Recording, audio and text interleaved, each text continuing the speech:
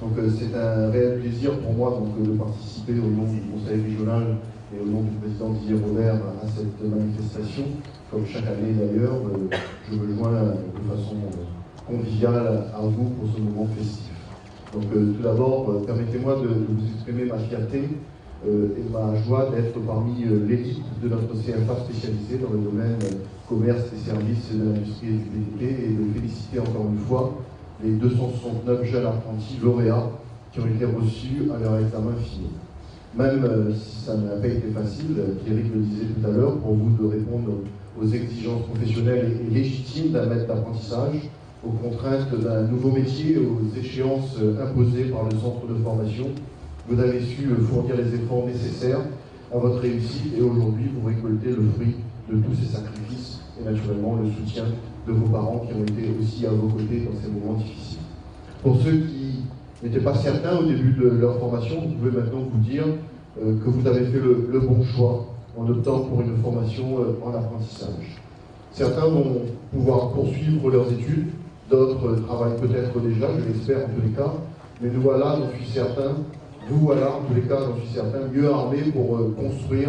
votre avenir professionnel et bâtir votre projet de vie, que ce soit ici ou ailleurs, parce qu'avec un niveau de qualification et un diplôme, il faut savoir que vous avez 2 fois plus de chances de trouver un emploi que celui qui n'a rien au niveau professionnel et au niveau examen et au niveau diplôme. C'est toujours donc pour moi un moment privilégié dans l'année que de pouvoir assister à cette journée de remise des prix et de pouvoir rencontrer de manière conviviale les apprentis I et IES, donc, et les équipes éducatives et tous ceux qui ont participé directement ou indirectement à la démarche de formation de ces apprentis. Ce moment, s'il se veut festif, chaleureux, doit aussi permettre au monde économique de prendre conscience de l'excellence formative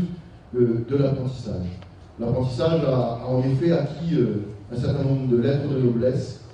quelques points, des taux de réussite aux examens et des taux d'insertion largement supérieurs aux formations professionnelles classiques. Avec cette année, Pierrick le disait tout à l'heure, un taux de réussite aux examens de 72%, c'est 7 points de plus que l'année dernière, avec une mention spéciale pour les 5 promotions où nous avons un taux de résultat de 100%. C'est aussi la sécurisation du parcours professionnel de l'apprenti avec la possibilité d'élever son niveau de qualification au regard des attentes du monde économique, parce que nous ne faisons pas de la formation pour faire de la formation, mais les formations que nous mettons en place et que nous finançons dans les centres de formation, ce sont des formations qui sont attendues par le monde économique et pour lesquelles nous apportons de financement.